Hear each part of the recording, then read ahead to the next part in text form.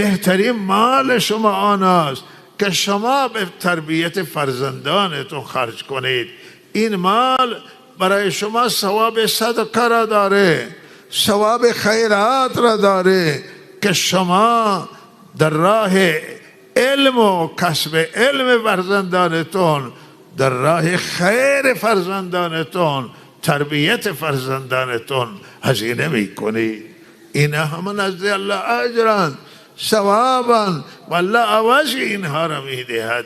بلکه شما آنچه که برای فرزندانتون خرج میکنید، لباس میگیرید و برای اینها نیازهای اینها را خرج میکنید و هزینه میکنید، اینا همه اجر دارند اگر نیت ما درست باشه.